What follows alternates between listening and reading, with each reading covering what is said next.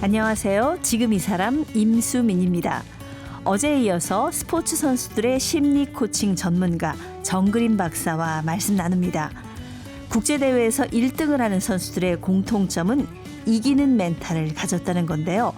이기는 멘탈, 그 핵심은 어떤 상황에서도 대처할 줄 아는 유연성에 있다고 합니다. 유연성은 훈련을 통해서 강해질 수 있다고 하는데요.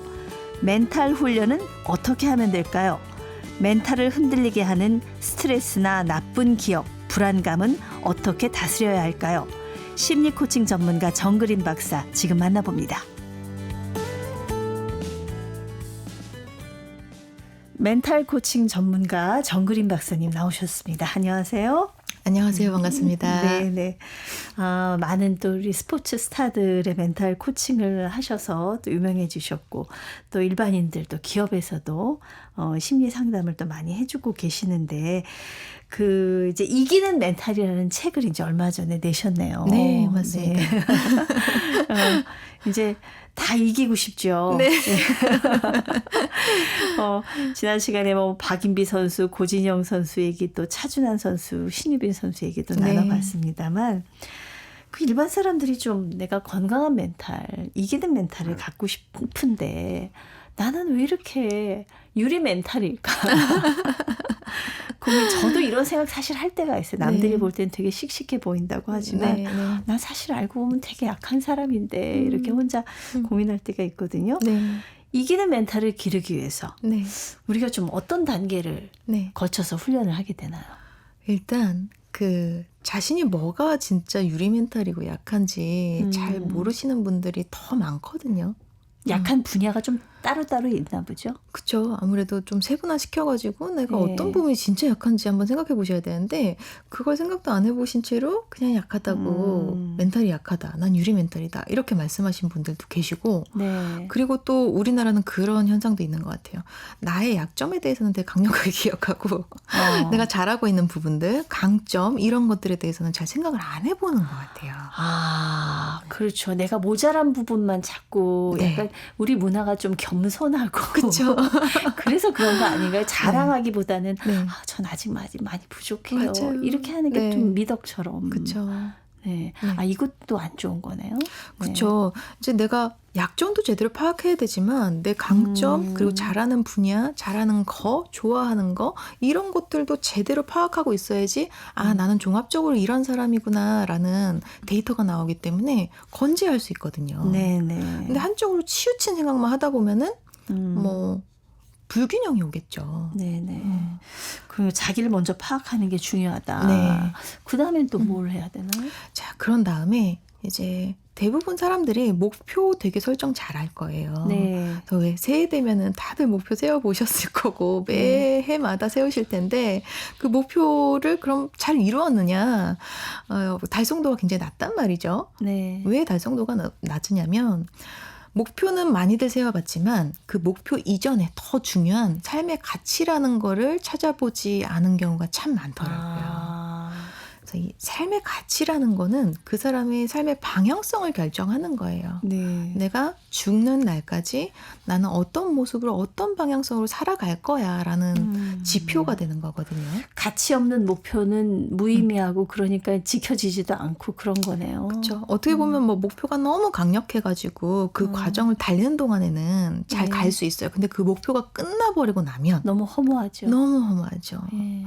그래서 왜 스타들이나 네. 아니면 선수들이 막 우승하거나 그랬을 때 그 뒤에 찾아오는 공허함. 네. 내가 왜 이렇게 공허하고 못 견디겠지? 하는 것들 있잖아요. 네. 이게 일반인들한테도 똑같이 오거든요. 그러네요. 방향을 정확히 알아야 된다. 네. 속도보다는 방향이라는 말 하잖아요. 그렇죠. 자기를 파악하고 네. 내 삶의 가치가 무엇인지에 대해서 좀 네. 진지하게 고민하고 네. 그 다음에는요? 그 다음에 이제 목표 설정이 들어가면 좋아요. 그러면 나는 이런 삶의 방향을 원하거나 난 이런 사람인데 그럼 그 안에 이 인생을 만들기 위한 설계하기 위한 그 목표들은 무엇인가. 그래서 장기 목표. 그 다음에 중간 목표, 그 다음에 아주 세분화되어진 나의 행동 목표. 이런 것들을 한번 세워보고 설계해보는 거죠. 나의 인생 설계를 해보는 거예요.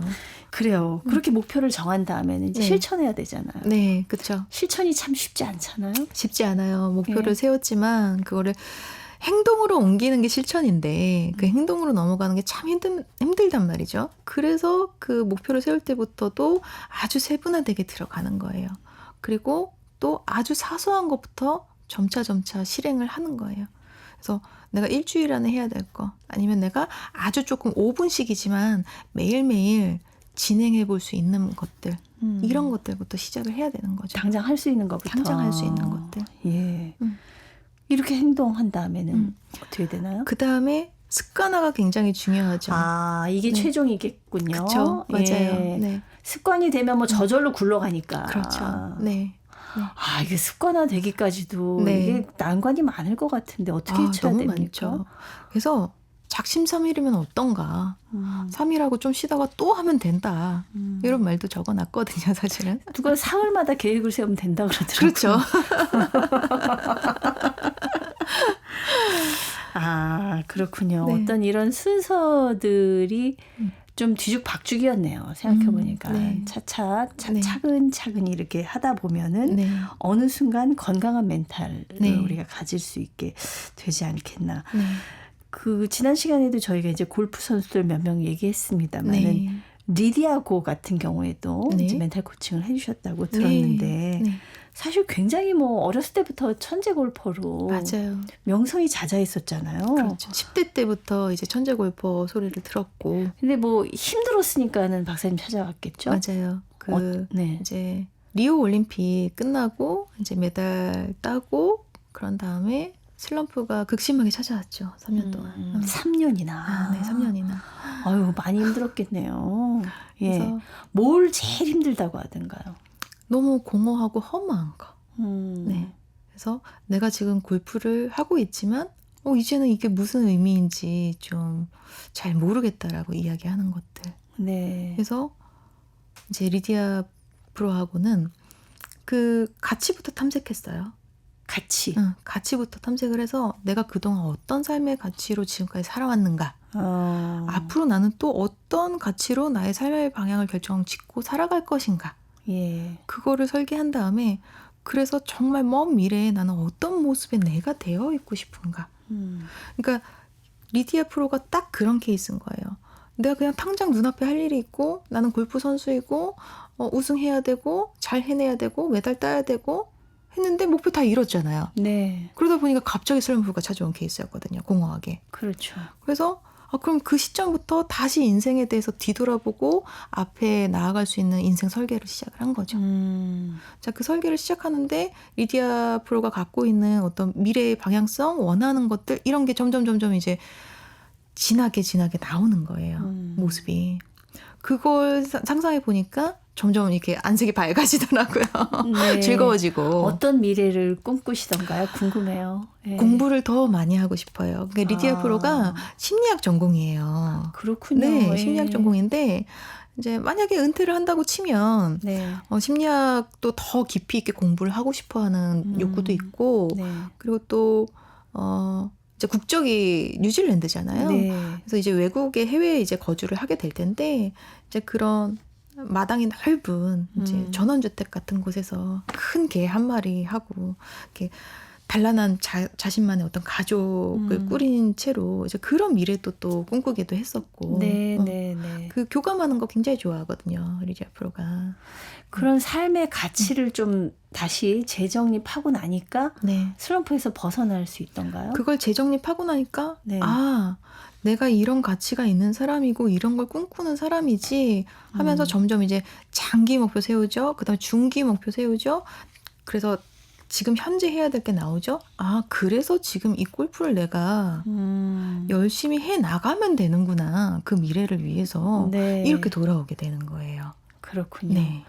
골프 자체가 인생의 목적일 수는 없죠. 그쵸. 내가 행복하게 맞아요. 나아가는데 어떤 맞아요. 수단이 되는 과정인 것이죠. 네. 그렇죠. 네.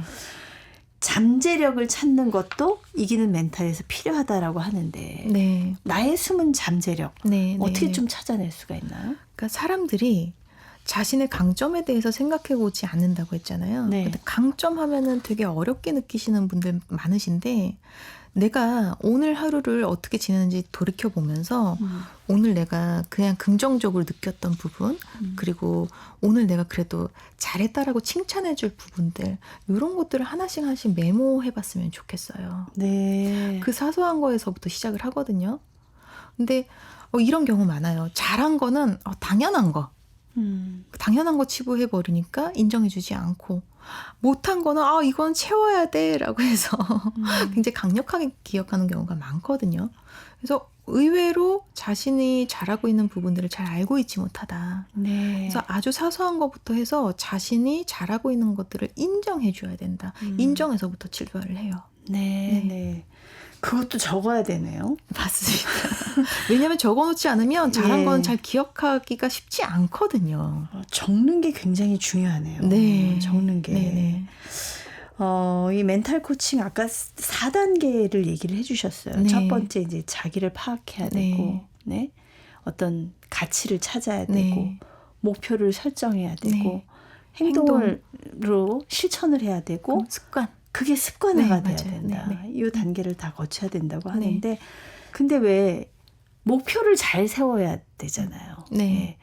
이게 실패할 목표인지 성공할 목표인지 네. 세우는 데서부터 조금 또 판가름이 나지 않을까 맞아요. 싶은데. 그래서 이 자기 파악 단계에서 나는 어느 정도까지 객관적인 지표로 봤을 때 지금 현실적으로 실행을 할 수 있는 사람인지 그것도 함께 포함이 돼요. 자신을 파악하고 거기에 맞춰서 목표를 세워야 그렇죠. 되는군요. 근데 내가 실제로 할 수 있는 거 근데 이거는 지금 내가 아직까지 시도 안 해봤지만 시도해볼 만하고 잠재력으로 조금 숨어져 있는 거 이런 것들도 같이 파악하는 게 자기 파악 단계에 포함이 네. 되어 있어요.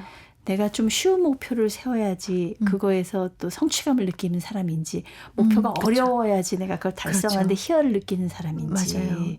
거기에 따라서 목표가 또 달라질 수가 그렇죠. 있겠네요. 예. 네. 그 이제 이거를 목표를 세웠으면 행동 변화를 이끌어야 된다라고 네. 하셨는데, 네. 네. 사실 목표까지 세웠는데 행동으로 안 가는 경우가 되게 많잖아요. 너무 네. 많죠. 어떤 방법들을 활용하면 좋을까요?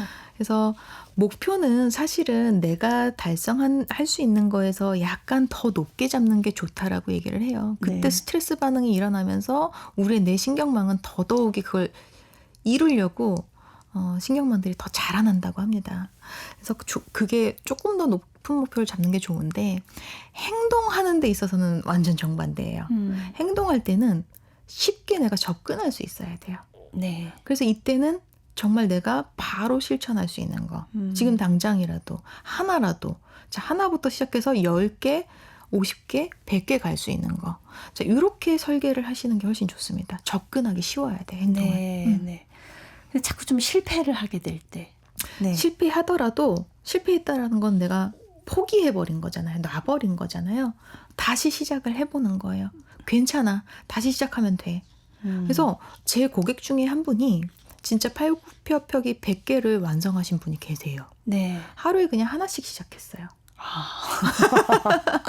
100개까지 되나요? 되든가요? 됩니다. 예. 뭐 정말 힘들 때는 쉬었어요. 조금 예. 쉬는 날도 가졌어요. 쉬는 날도 가졌는데 그냥 단순히 하나만 더 하면 돼라고 생각하고 이제 밀고 나간 거죠. 근데 그 안에 체력이 길러지신 거예요. 또. 네, 네, 그 체력이 네. 이겨냈더니 쉬기도 했지만 또 이겨낸 힘도 생긴 거죠. 자, 이게 사실은 팔굽혀펴기 100개 하는 게 뭐 그렇게 대수야라고 할 수 있는데 정말 대단한 대수거든요. 거죠. 대단한 거예요. 거죠. 네. 정말 대단한 거예요. 사람들 이거 정말 힘들고 귀찮아서 못하고 포기해요. 네, 맞습니다. 네. 한 개부터 시작을 하는 네, 거죠. 누구든지. 맞아요. 그렇습니다. 이런 계획을 행동으로 바꾸기 위해서 이미지 트레이닝 같은 것도 도움이 된다 그러던데. 네, 이미지 트레이닝 굉장히 도움이 네. 많이 돼요. 어떤 식으로 해야 됩니까, 이거는? 그러니까 뇌라는 거는 좋은 걸 선택하는 게 아니라 익숙한 걸 선택한대요. 그렇기 때문에 안 좋은 습관들은 당연히 익숙하니까 정말 잘 튀어나갈 거야. 익숙하니까. 네. 자, 그래서 정말 생생하게 내가 실제로 경험해본 것과 같은 상상을 해보는 거죠. 다만 전제 조건이 있어요. 내가 그거를 경험을 조금이라도 해본 거. 해본 거에서 조금 더 나아가는 거예요. 그러니까 제일 좋은 거는 내가 몸으로 직접 해본 거 조금이라도 네. 그거에서 발전적으로 이미지 트레이닝을 해야 된다는 거죠. 내가 스윙을 배워본 적이 없어요. 근데 스윙하는 이미지 트레이닝을 계속 한다고 해서 필드에서 스윙을 할 수는 없잖아요. 네. 근데 내가 경험을 바탕으로 몸으로 체득한 거를 바탕으로 거기서 조금 더 발전적으로 이미지 트레이닝을 하는 거죠. 네. 그러니까 해본 거를 자기가 머릿속에 그려보는 건 쉽지만 생판 모르는 거를 그려보는 거는 의미가 없는. 그렇죠. 그건 초능력이겠죠. 걸 수도 있겠네요. 맞아요. 근데 왜 우리가 생각하면 이루어진다, 생각하는 대로 된다라고 하는데 진짜 그런가요? 생각과 행동은 같이 병행이 되어져야 돼요. 생각만 하면 아무것도 이루어지지 않습니다. 그렇죠. 예. 네. 그래도 그 생각조차 안 하면 뭐 행동으로 이루어질 수가 없는 거니까. 그렇죠. 네. 예. 이게 습관화가 사실 저는 제 이제 마지막 단계고 가장 네. 어려운 관문이 아닐까 싶은데 네. 이 습관화를 시키려면은 네. 스스로에게 네. 어떻게 좀 하는 게 도움이 될까요? 습관화 같은 경우에는 네. 이제 너무 내가 부담되게 생각하거나 이걸 해야 돼 라고 생각하는 경우에 딱 부담이 오거든요. 네. 그게 아니라 조금 즐겁게 접근할 수 있는 방법론들을 조금 많이 찾을 필요가 있어요. 네. 자, 그리고 습관화에서도 이 몰입과 휴식이 굉장히 중요해요. 이제 그 효율이 높아지려면 우리가 휴식을 취하면서 에너지를 조금 모아놔야 되잖아요. 네. 그렇듯이 내가 정말 몰입해가지고 이거를 시도했던 어떤 경험치를 만드는 거. 그랬다가 그거에 대한 보상으로 정말 나한테 확실한 휴식과 어떤 그 밸런스를 맞출 수 있게 보상을 조금 주는 것들. 네. 네. 그래서 조금 즐거운 경험이 계속 반복될 수 있게 하는 거. 그것도 습관화에 굉장히 많이 도움이 되고 있습니다. 좋은 습관을 몸에 배도록 하기 위해서는 스스로에게 계속 피드백을 줘야 한다고 그렇죠. 하셨는데 네, 이 피드백은 어떻게 주는 건가요? 대부분 이제 뭐 좌절한 거에 대해서는 어떻게 느끼냐면 나는 정말 모자란 사람인가 봐. 와, 이거 하나 습관화 못하고 역시 나는 시작해봤자 소용없어. 뭐 이렇게 느끼는 건 감정으로 느끼는 거죠. 네. 근데 피드백이라는 거는 아주 다분하게 이성적으로 분석하는 거거든요. 자, 이번에 왜 실패했지? 아, 내가 이런 거에 조금 더 빠지고 유혹에 넘어갔구나. 내지는 그러면은 다음번에는 그 유혹에 빠지지 않기 위해서 요거를 조금 제거하거나 치워놔야 되겠다. 아니면 이런 것들은 내가 그래도 시도하는데 도움이 됐으니까 좀 강화시켜볼까 하는 어떤 자신에 대한 피드백인 거죠. 네. 이게 이제 업무 끝나고 나서 보고서 쓰는 것처럼 끝나고 나서 이걸 해줘야 되네요. 네. 우리 신유빈 선수도 셀프 피드백을 통해서 성장했다고 그러던데 맞아요. 어떤 방식으로 네네네. 했습니까? 그 신유빈 선수한테 그런 얘기를 했었어요. 그 올림픽 딱 나가기 직전에 유빈 선수가 지금 또 약간 내가 이 탁구에 대한 슬럼프가 찾아올 것 같다라는 거죠. 네. 그래서 그리고 이제 연습할 때는 괜찮은데 실제로 이제 뭐 대회 나가거나 하면 그게 생각대로 잘 안 나온다는 거예요. 그래서 제가 경기하기 전에 그러면은 선생님이 너한테 얘기해 주는 것처럼 너가 스스로 너한테 한번 얘기해봐. 그래서 스스로의 코치가 되어보는 걸 시켰어요. 네. 그래서 너가 너한테 그런 피드백을 한번 해줘 봐봐. 지금 경기한 거에 대해서. 이번 시합에서 너 뭐 리시브에 뭐가 문제가 있었잖아. 아니 뭘 잘했잖아. 맞아요. 이런 거를 자기가 자기한테 쓰는 거군요. 예. 그거를 이제 머리로 계속 생각을 해보면서 오케이 그랬어. 그러면은 어떻게 해보면 좋겠어? 이거를 조금 더 강화시키면 좋겠어. 이 생각을 하고 다시 또 경기에 진입. 사실 자기 자신을 제일 잘하는 거는 본인일 거예요. 그렇죠. 맞아요. 그렇죠? 네. 네, 내가 뭘 잘했는지 뭘 잘못했는지 정확하게 아는 게. 네. 그리고 이런 과정을 통해서 또 성장할 수가 있었겠네요. 네. 예. 근데 사실 이제 저희가 이 멘탈 코칭에 대한 얘기를 가장 계속 오늘 나누고 있습니다만 사실 멘탈하고 가장 큰 영향을 미치는 건 스트레스가 아닐까 싶어요. 네. 예. 네. 스트레스 관리는 어떻게 하면 됩니까? 스트레스가 사실은 마냥 나쁜 것만은 아니에요. 그러니까 적당한 정도의 스트레스나 어떤 긴장, 불안 이런 것들은 있는 게 훨씬 더 그 사람을 동기부여하게 해주고 앞으로 나아가게 해주는 힘이 되거든요. 사실은 아주 고대에서부터 그 불안도가 있었기 때문에 그 인간이라는 동물은 뭔가 도구를 개발하고 네. 문명이라는 발전을 가져왔듯이 그게 아직도 우리는 습성이 남아있죠. 그렇기 때문에 아예 불안감이 없다. 아예 스트레스도 없고 너무 안정적이다. 그럼 그 사람은 아무것도 하지 않을 거예요. 네. 발전적인 노력을 하지 않을 수도 있다는 거죠. 자, 그렇기 때문에 내가 정말 그래도 감당할 수 있는 적당한 정도의 스트레스를 갖고 있고 그 스트레스로 인해서 나는 그래도 가끔 동기부여하고 움직여 라고 한다면은 그 정도는 관리되어진 스트레스이기 때문에 괜찮다. 네. 근데 이제 나는 이 스트레스에 너무 잠식되어져서 내가 할 일을 제대로 하지 못하고 있어. 네네. 그런 경우에는 이제 관리를 받아야 돼요. 그래서 전문가의 도움이 필요한 경우가 있을 수도 있고요. 네. 네. 그렇군요. 네. 스트레스가 적당한 스트레스는 필요하지만 네. 네. 스트레스가 과할 때는 혼자 해결하는 게 답이 아닐 수도 있다. 네네네. 예. 근데 그게 전문가를 찾아갈 만큼의 스트레스인지 아닌지 이거 참 보통 사람들이 요즘에 스트레스 판단하기. 진단지도 많이 그 인터넷에 있어요. 아, 이것도 내 스트레스가 어느 정도 네. 위험한지 네네네네. 네. 인터넷에 다 있군요. 네. 찾아보면. 요즘에는 세상이 좋아져서. 네. 그런 인터넷에 그 나오는 그런 조사라든가 뭐 테스트라든가 이런 건 어느 정도 우리가 믿으면 되는 거예요? 사실은 네. 이제 정확한 검사를 받기 위해서는 정말 센터 같은 데서 하는 검사들이 근데 센터에서도 요즘에 무료 검사 해주는 곳들 많거든요. 거기에서 진행하는 정식 검사지를 하시는 게 맞아요. 사실은 MBTI나 뭐 이런 것들도 인터넷에 그냥 떠돌고 있는 것들은 약식 진단지이기 때문에 정확한 진단이 안 나오는 경우도 굉장히 많거든요. 네. 그렇기 때문에 정식 기관에서 운영하는 진단지들을 활용하셔라. 이렇게 네. 말씀을 드리고 싶네요. 재미로 하는 건 상관없겠습니다. 네. 멘탈 코칭 전문가로서 우리 정그린 박사님 스스로 멘탈은 어떻습니까? 건강한 편인 것 같으세요? 건강했다가 안 좋아졌다가 무한반복을 하고 있습니다. 왜냐하면 이런 데 처음에 관심을 가졌을 때는 네. 나는 세상이 다 즐거워 이런 상태에서 관심 갖게 되지는 않았을 것 그렇죠. 같아요. 왜냐하면 맞아요. 본인도 어떤 갈등이나 고민이나 네. 이런 것들이 있었기 때문에 이런 걸 시작하지 그쵸. 않으셨을까 싶은데. 제가 처음에 관심이 생겼던 게 사춘기를 되게 세게 겪었어요. 감정적으로. 네. 그러니까 제가 집 밖이 아니라 거의 방 안에서 안 나왔어요. 제 방 안에서. 얼마 동안 있나 그러셨어요? 방학이 됐는데 그 방학 기간 동안 거의 방 밖을 안 나오는 거예요.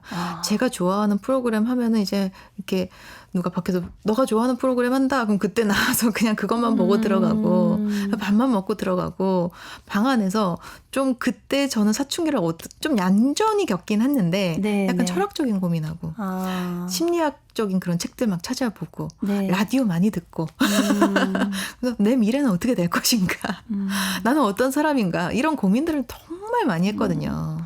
이런 네. 공부를 하면서 스스로에게 멘탈 코칭을 하십니까? 아니면은 본인이 힘들 때 어떤 전문가를 찾아가기도 하시나요? 저희는 이제 석사과정, 박사과정 이렇게 쭉 과정을 마칠 때 네.